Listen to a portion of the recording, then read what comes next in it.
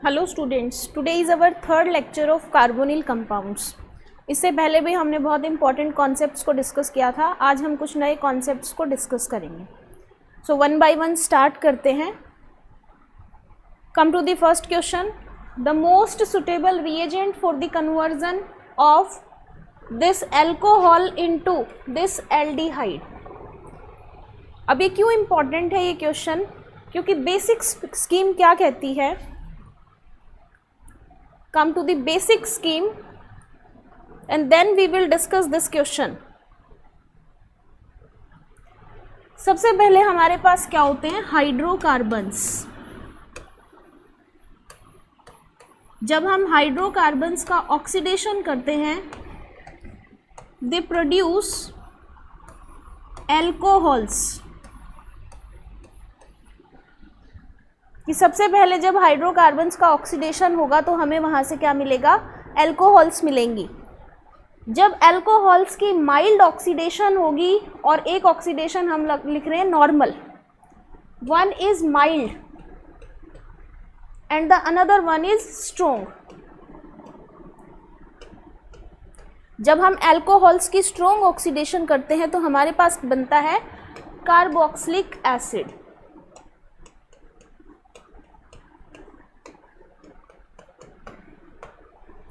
अगर हम mild oxidation करें, माइल्ड का मतलब होता है हम ऐसा ऑक्सीडाइजिंग एजेंट यूज करें जो सेलेक्टिवली एल्डिहाइड्स या कीटोन्स के अंदर एल्कोहल्स को क्या कर दे? ऑक्सीडाइज। तो यहाँ पे हमारे पास क्या बनेंगी?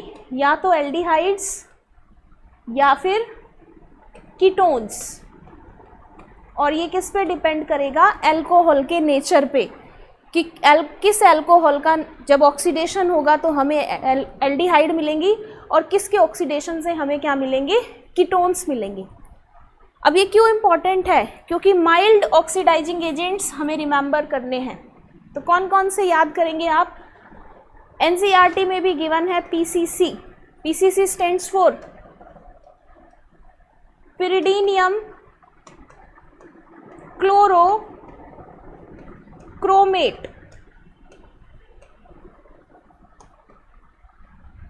Clear? This one is mild oxidizing agent, जो सेलेक्टिवली एल्कोहल्स को किसमें ऑक्सीडाइज करेगा? या तो एल्डिहाइड्स में या फिर कीटोन्स में। क्लियर? एक और भी रिएजेंट याद कर लीजिए, not in your syllabus but you have to remember, DCC. Just like PCC, DCC exist. Clear? Now come back to the question.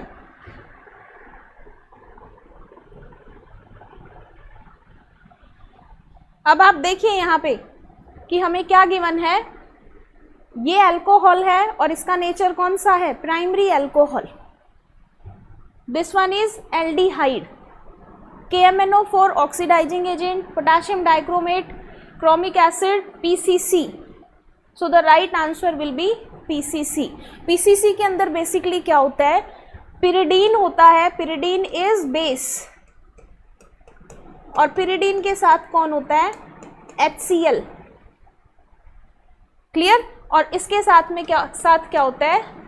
CrO3. इसको हम बोलते हैं PCC. So this reagent is used for the conversion of aldehydes into alcohols into aldehydes. Primary alcohols हैं तो हमारे पास aldehydes बनेंगी। अगर हमारे पास सेकेंडरी अल्कोहल्स हैं तो हमारे पास बनते हैं कीटोन, और अगर टर्शरी है तो केस डिफरेंट होता है, वहाँ पे हमारे पास बनती हैं एल्कीन्स। क्लियर? ये चीज़ ध्यान रखना। प्राइमरी से हमारे पास क्या बनेंगी? एल्डिहाइड्स। सेकेंडरी अल्कोहल्स से हमारे पास क्या बनेंगे? कीटोन्स। और अगर हम टर्शरी अल्कोहल्स का ऑक्सीडेशन करें then alkene will be the major product. Reason is very much simple कि टर्शरी अल्कोहल्स के केस में हमारे पास केटायन बनेगा कौन सा? टर्शरी। क्लियर?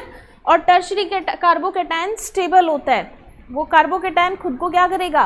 हाइड्रोजन एक्सेप्ट करके स्टेबलाइज करेगा और किसकी फॉर्मेशन करेगा, एल्कीन की। Now come to the next question, question number 17। The major product in the given reaction sequence is, हमें ये प्रोडक्ट बनाना है कि ये कौन सा प्रोडक्ट है।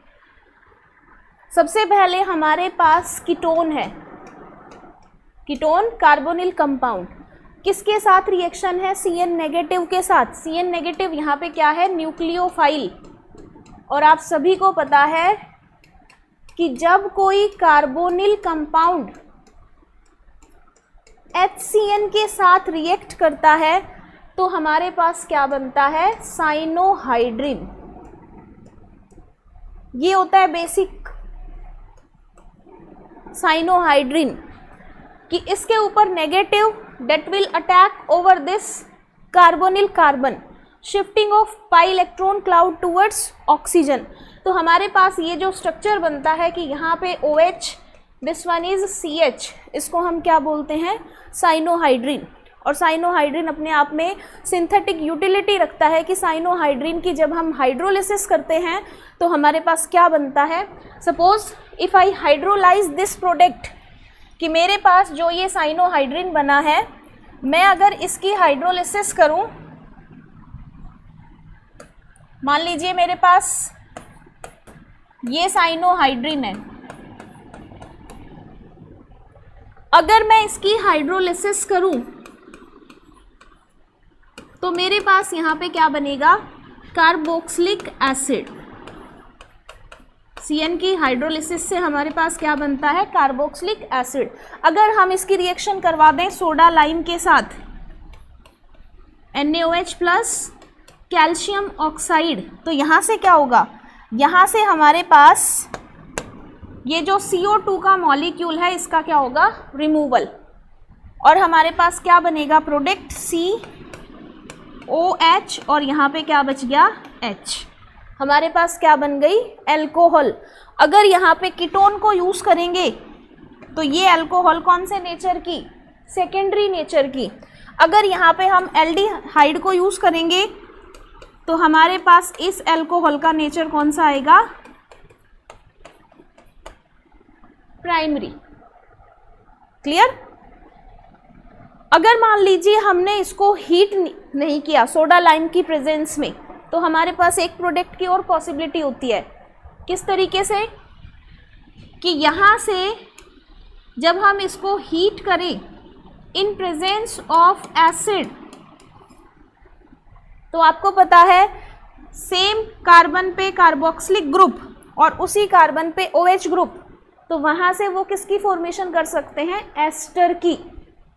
किसकी रिमूवल हो, वाटर की। किस तरीके से, कि यहाँ पे हमारा OH ग्रुप है और यहाँ पे हमारा कार्बोक्सिलिक ग्रुप, इसमें से H2O निकाल दीजिए और हमारे पास क्या बना, इस तरीके से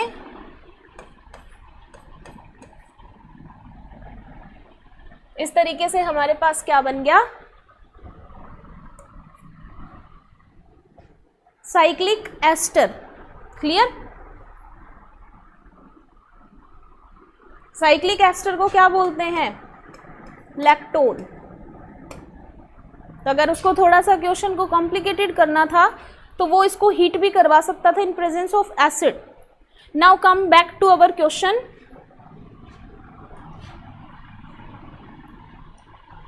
फर्स्ट स्टेप क्लियर है सभी को कि यहाँ पर क्या बनेगा, हमारे पास साइनोहाइड्रिन, और क्या स्ट्रक्चर बनेगा इस साइनोहाइड्रिन का, CH3 CH2 COH, यहाँ पे COOH, और यहाँ पे मैं क्या लिखूँ, I am writing here CH3 CH2 COH CN, और यहाँ पे हमारे पास है मिथाइल ग्रुप। ये तो हमारा बना है G, this one is G। Now come to the next step. 95% sulphuric acid लेके इसकी क्या कर रखी है, रिएक्शन। तो देखिए 95 सल्फ्यूरिक एसिड का क्या मतलब है, सबसे पहले तो इसको हाइड्रोलाइज करेगा वाटर, जब वाटर इसको हाइड्रोलाइज करेगा तो क्या बनेगा, CH3CH2 COH और यहाँ पे कार्बोक्सिलिक ग्रुप। भाई 95% सल्फ्यूरिक एसिड है, मतलब 5% वाटर भी है, और इसकी क्या होगी, हाइड्रोलिसिस होगी। तो पहले तो ये बनेगा, फिर हम इसकी रिएक्शन करवा रहे हैं सल्फ्यूरिक एसिड के साथ, तो आपको पता है सल्फ्यूरिक एसिड के साथ जब रिएक्शन होगी तो अल्कोहल की डिहाइड्रेशन होगी। यहाँ से ये अल्फा हम इसको मान लेंगे, OH यहाँ से, हाइड्रोजन यहाँ से, तो हमारा एक प्रोडक्ट तो बनेगा CH3CH double bond C COOH here methyl, ये हमारा सेटजेफ प्रोडक्ट है। More substituted alkene will be the major product. और दूसरा प्रोडक्ट अगर यहाँ से हाइड्रोजन गई तो हमारे पास क्या बनेगा, CH3CH2, मैं यहाँ पे लिख रही हूँ C, और यहाँ पे हमारा COOH और इधर डबल बॉन्ड CH2। लेकिन हमें तो सिर्फ मेजर प्रोडक्ट को कंसीडर करना है। क्या कहता है सेटजेफ रूल कि किसी एल्कीन में जितने ज़्यादा सब्सटीट्यूएंट्स होंगे that will be more stable, और इसका रीज़न होता है कि जिसके पास जितनी सब्सटीट्यूएंट्स होंगे वहाँ पर उतने ही उसके क्या बनेंगे, hyperconjugation structure. So this will be the major product, it means which one, option number A।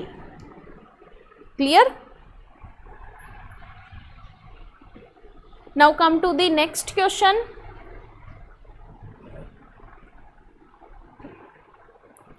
This question is very much important.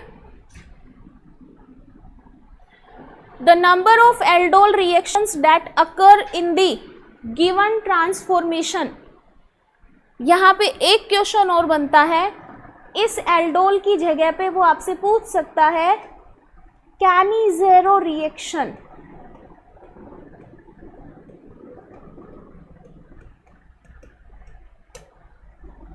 हमारे पास देखिए बैलेंस करके दे रखी है इक्वेशन को, अगर वो बैलेंस नहीं करता तो हम अपने हिसाब से इस रिएक्शन को करते रहते, लेकिन इसने इथेनॉल कह दिया और 4 मॉलिक्यूल्स कह दिए किसके, फॉर्मेल्डिहाइड के, in presence of aqueous NaOH। So come to the mechanism of this reaction. देखिए क्या गिवन है हमारे पास, इथेनॉल, और इसके साथ में क्या गिवन है, फॉर्मेल्डिहाइड। अब आपको पता है this one is an example of cross aldol reaction, कि एक के पास तो अल्फा हाइड्रोजन है और एक के पास अल्फा हाइड्रोजन नहीं है, तो ये किसका एग्जाम्पल हो गया, क्रॉस एल्डोल कंडेंसेशन का।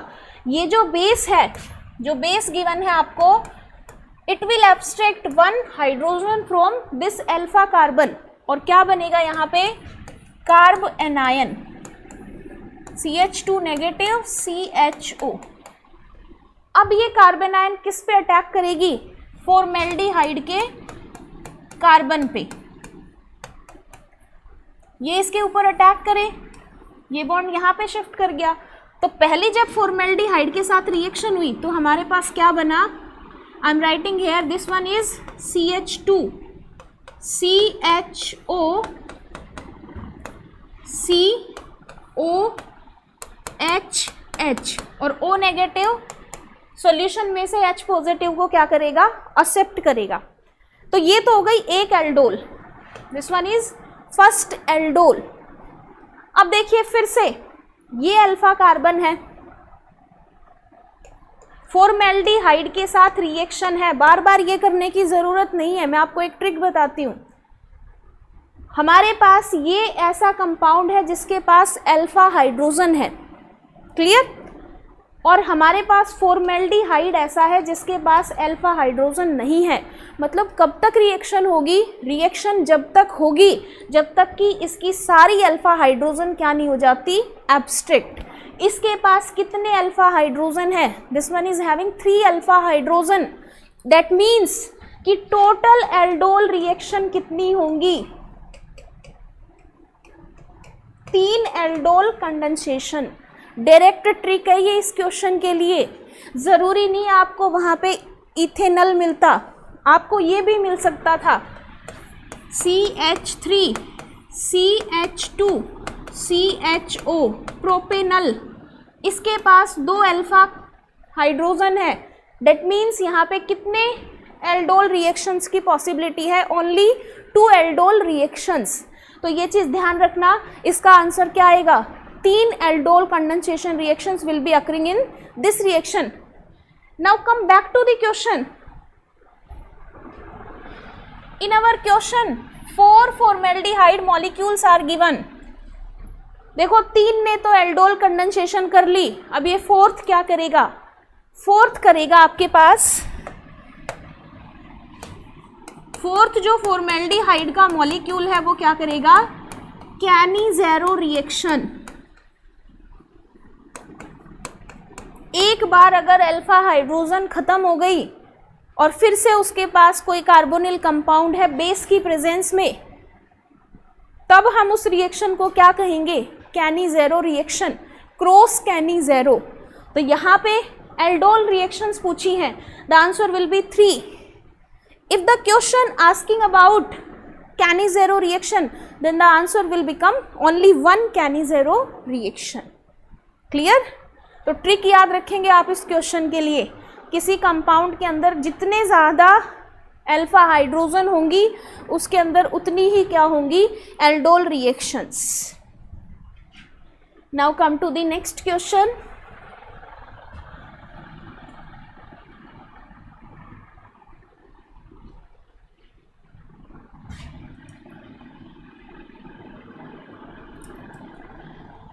Cyclohexene on ozonolysis. ओजोनोलाइसिस बहुत बार पूछा हुआ है जेई में और नीट के अंदर भी। साइक्लोहेक्सीन ऑन ओजोनोलाइसिस, तो सबसे पहले तो आप साइक्लोहेक्सीन का ओजोनोलाइसिस कीजिए। मैंने आपको ट्रिक बताई थी इसके लिए कि आप यहाँ से बॉन्ड को तोड़ दो, जो डबल बॉन्ड है ना वहाँ से आप ब्रेक कर दीजिए और लिख दीजिए कार्बोनिल लिख दिए। यहाँ पे मैंने लिखा CHO, CH2 CH2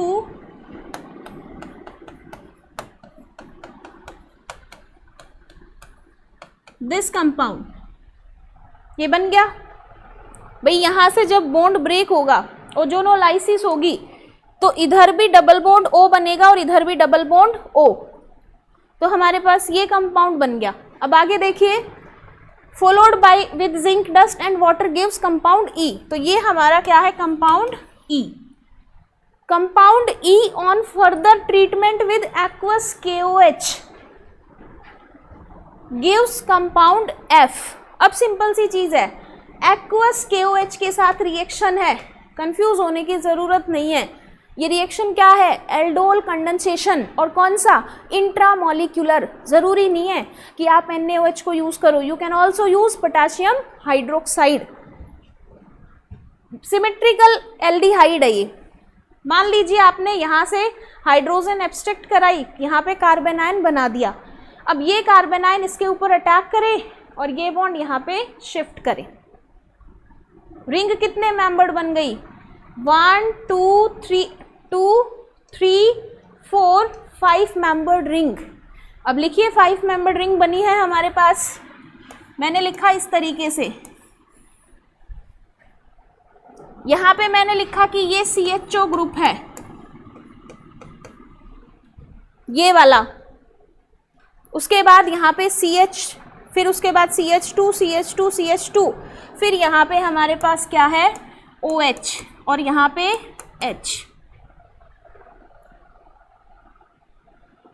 अब इसको क्या कर रखा है ऑप्शन में? या तो ये देखिए, और नहीं दे रखा तो आप इसको हीट कर दीजिए। जब आप इसको हीट करेंगे तो हीटिंग के बाद अल्फा तो यहाँ से जाएगा हाइड्रोजन, OH यहाँ से, आपका प्रोडक्ट क्या बनेगा?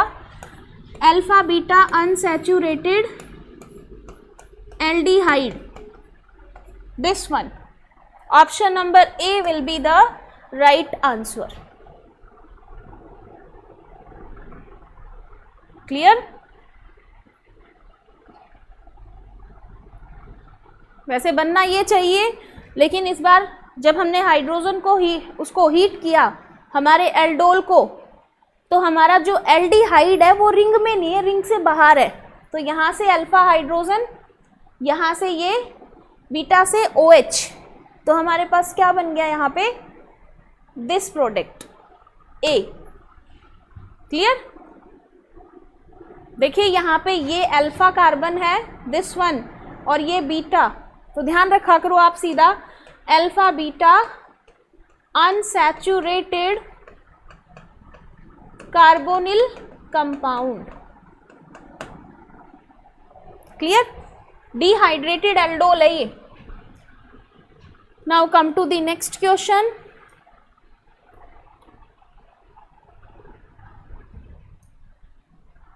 The smallest ketone and its next homologue are reacted with hydroxylamine to form oxime। अब ऑप्शंस दे रखे हैं कि कितने ऑक्साइम्स बनेंगे। स्टूडेंट्स इस क्वेश्चन में गलती करते हैं, और वो क्या गलती करते हैं कि सबसे पहले तो स्मॉलेस्ट कीटोन ले लिया, acetone is our smallest ketone. जब बेटा ये हाइड्रोक्सल अमीन के साथ रिएक्ट करेगा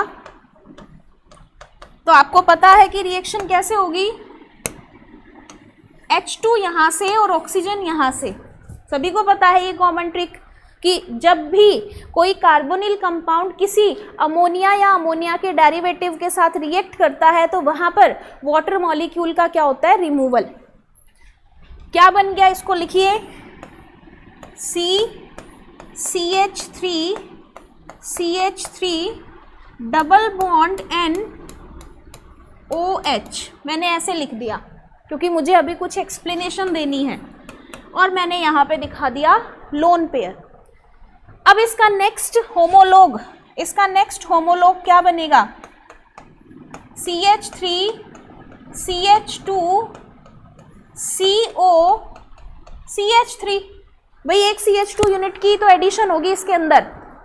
क्लियर? एक CH2 यूनिट की एडिशन होगी तो वो उसका नेक्स्ट होमोलोग बन गया। 14 यूनिट का डिफरेंस होता है ना। ये हाइड्रोक्सल अमीन के साथ रिएक्शन करे तो क्या बनेगा हमारे पास, फिर से यहाँ से हाइड्रोजन जाएंगी और यहाँ से ऑक्सीजन, और क्या बन गया हमारे पास, CH3 CH2 C। यहाँ पे मैं लिख रही हूँ डबल बॉन्ड NOH, और यहाँ पे है लोन पेयर। क्लियर? इस तरीके से मैंने ऐसे लिख दिया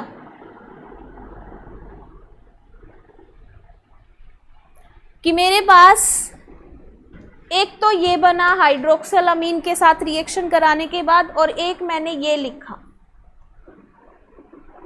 लेकिन बेटा ये अपनी दो फॉर्म में एग्जिस्ट करेगा। इसमें तो देखिए दोनों तरफ मिथाइल ग्रुप है, तो इसमें तो बिल्कुल बात बराबर है।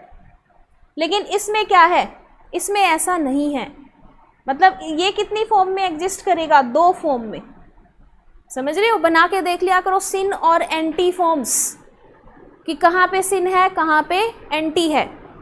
लोन पेयर के रेस्पेक्ट में स्मॉलर ग्रुप को देख लिया करो। इसमें तो दोनों तरफ क्या है, ये भी मिथाइल है, जब आप इसको चेंज करोगे तो यहाँ पर भी मिथाइल है। लेकिन इसमें ऐसा नहीं है। इसमें देखिए क्या बनेगा, C डबल बॉन्ड N। मैं यहाँ पे लिखूँ ऐसे, एक बार तो मैं इसको ऐसे लिख दूँ, CH2 CH3 CH3। क्लियर? आगे बात समझ में? एक हाइड्रोजन रह गई यहाँ पे,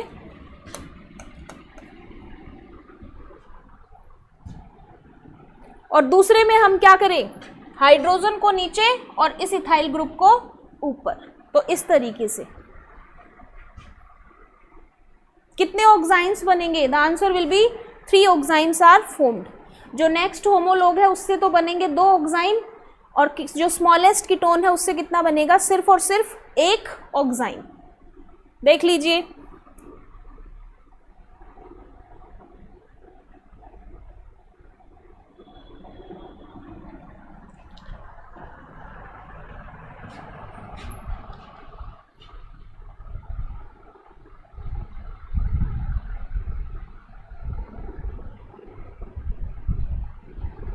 now come to the next question.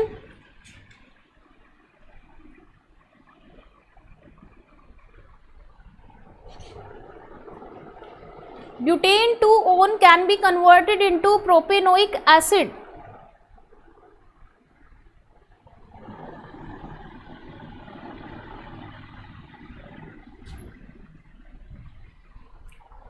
To butanone, तो सबसे पहले 2 ब्यूटेनोन लिखिए, बाकी सब बाद में।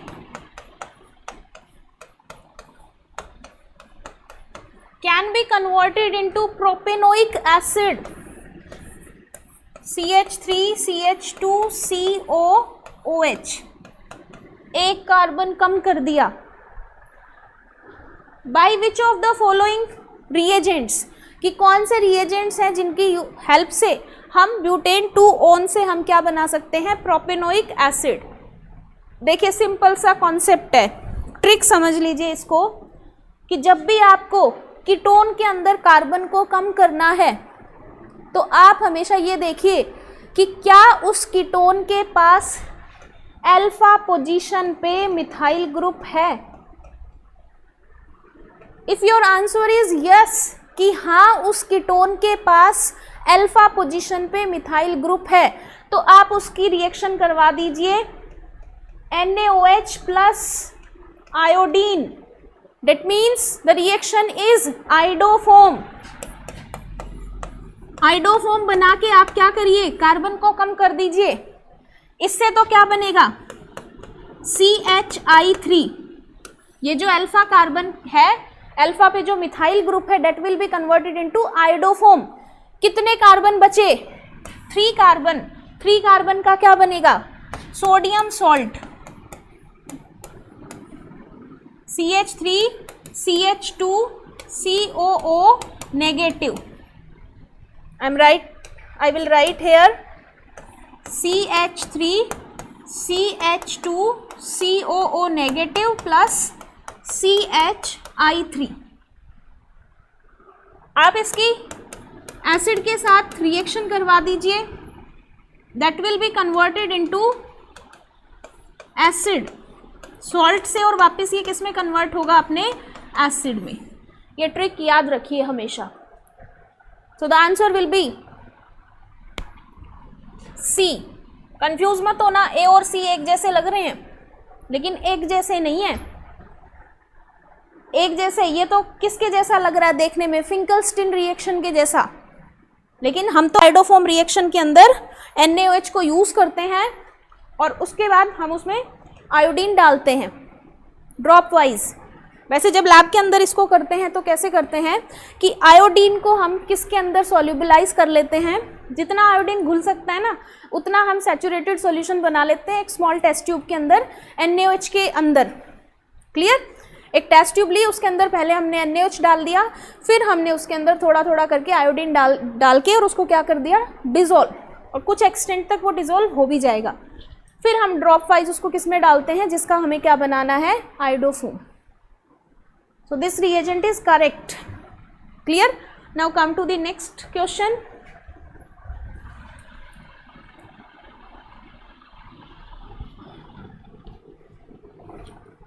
This question is very much important. Indirectly name reaction is asked. See the question, this one is aromatic aldehyde. यहाँ पे आपको गिवन है salt of carboxylic acid,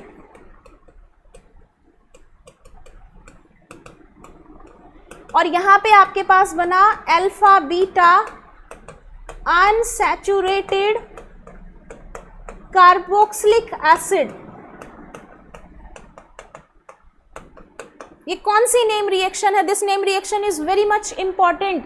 this name reaction is known as Perkin condensation. इस reaction का नाम है Perkin condensation reaction. कैसे पता चला आपको? हमें यहाँ से इंडिकेशन मिला कि यहाँ पे एरोमेटिक एल्डिहाइड है और किसी कार्बोक्सिलिक एसिड का सॉल्ट है और हमारे पास alpha beta unsaturated carboxylic acid बना है। इसका मतलब क्या है? इसका मतलब ये है, ये पर्किन कंडेंसेशन है। और पर्किन कंडेंसेशन में एक कंडीशन होती है। What is that condition? कि जिस एसिड का ये सॉल्ट होता है वही एसिड यहाँ पे यूज होगा। ये एसिटिक एसिड का सॉल्ट है, सोडियम सॉल्ट। दैट मीन्स ये X कौन है? Acetic acid. समझ गए? तो हमारे पास क्या बन गया? This alpha beta unsaturated carboxylic acid. The right answer will B option number A. वो ये देके ये भी पूछ सकता था, या फिर हो सकता है आपसे प्रोडक्ट पूछ लेता। तो आपको पता होना चाहिए कि पर्किन कंडेंसेशन एक ऐसी रिएक्शन होती है, कंडेंसेशन रिएक्शन में, जहां पर एक एरोमेटिक एल्डिहाइड किसी एसिड के साथ कंडेंस होती है और उसी एसिड के सॉल्ट की प्रेजेंस में। Clear? So the right answer will be A. Now come to the next question.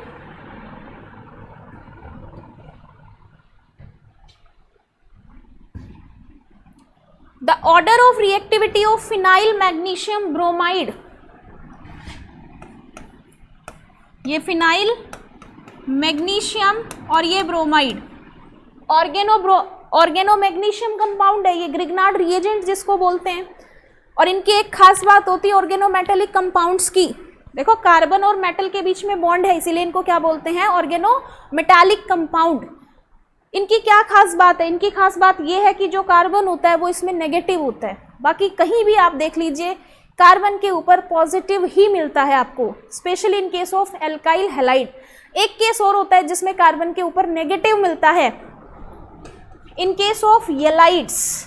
क्योंकि येलाइड्स कौन सी स्पीशीज होती हैं? जैसे मैं कहूँ फॉस्फोरस येलाइड जो विटिग रिएक्शन में बनता है, सी और यहाँ पे डबल बॉन्ड होता है पहले फॉस्फोरस के साथ, फिर हम उसको ऐसे लिखते हैं सी नेगेटिव फॉस्फोरस के ऊपर पॉजिटिव, तो उसको फॉस्फोरस येलाइड बोलते हैं। इसी तरीके से कार्बन पे नेगेटिव, सल्फर पे पॉजिटिव, तो उसको सल्फर येलाइड बोलते हैं। तो यहाँ पे तो फॉस्फोरस सल्फर ये क्या है? नॉन मेटल्स, और वहाँ पर ये क्या है? मेटल, तो उसको क्या कहेंगे? Organometallic. लेकिन अगर नॉन मेटल आती है और कार्बन पे नेगेटिव तो वो येलाइड स्पीशीज होती है। ठीक है। अब ये पूछ रहा है order of reactivity with the following compounds. देखिए ग्रिग्नार्ड रिएजेंट की जो रिएक्टिविटी होती है वो किस पे डिपेंड करती है? सिंपल सी ट्रिक है, इस ट्रिक को आप याद करेंगे। क्या ट्रिक है? जितनी ज्यादा अल्फा कार्बन के ऊपर स्टीरिक हिंड्रेंस होगी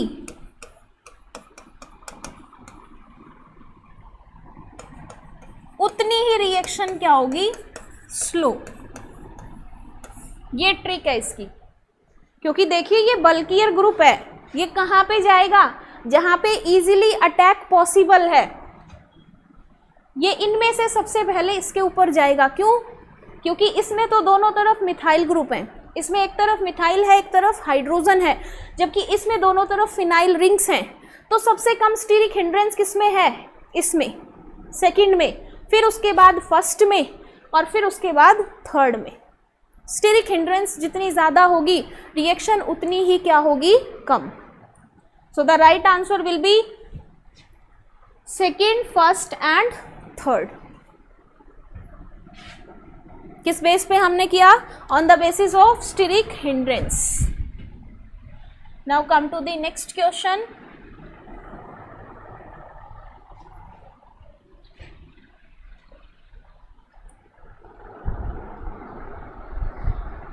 A mixture of benzaldehyde and formaldehyde on heating with aqueous NaOH solution gives। Name reaction है ये, आइडेंटिफाई कीजिए कौन सी? भाई बेंजेल्डिहाइड हमें गिवन है और उसके साथ में हमें गिवन है फॉर्मेल्डिहाइड, और बेस के साथ रिएक्शन है दोनों में से किसी के पास भी अल्फा हाइड्रोजन नहीं है, this reaction is an example of cross कैनिज़ेरो reaction. Product क्या बनता है, प्रोडक्ट कैसे बनता है, जो स्मॉल ग्रुप होता है ना, इसके लिए ट्रिक करेंगे आप, जेई के स्टूडेंट्स भी और नीट के स्टूडेंट्स भी। क्या ट्रिक है इसके लिए? बेसिक ट्रिक ये होती है कि जो स्मॉलर ग्रुप होता है, स्मॉलर कार्बोनिल ग्रुप, उसका हमेशा क्या बनता है, एसिड, और जो लार्जर ग्रुप होता है उसका हमेशा क्या बनता है, अल्कोहल। क्योंकि कैनिज़ेरो रिएक्शन, नीट के लिए एक क्वेश्चन आप याद करेंगे, कैनिज़ेरो reaction is an example of disproportionation reaction, self oxidation and reduction. यहाँ पे हम क्या ले रहे हैं, क्रॉस, एक हमारे पास ये कार्बोनिल कंपाउंड है, एक हमारे पास ये। अब इसमें कैसे आइडेंटिफाई करेंगे कि किस स्पीशीज का ऑक्सीडेशन है और किस स्पीशीज का रिडक्शन? ध्यान रखिए, जो स्मॉलर स्पीशीज होगी उसका हमेशा ऑक्सीडेशन होगा, और जो लार्जर स्पीशीज होगी उसका हमेशा क्या होगा, रिडक्शन। दैट मीन्स बेंजेल्डिहाइड से तो बनेगा बेंजाइल अल्कोहल, और जो हमारा फॉर्मेल्डिहाइड है उससे क्या बनेगा, sodium salt. So the right answer will B benzyl alcohol and sodium format. ये ट्रिक याद करेंगे। कैनिज़ेरो, एल्डोल, परकिन, ये कुछ रिएक्शंस बहुत फेवरेट हैं। क्लियर? एक नीट की बहुत फेवरेट रिएक्शन मैं बताती हूँ कि जब भी कोई एल्डिहाइड किसी प्राइमरी अमीन के साथ रिएक्ट करे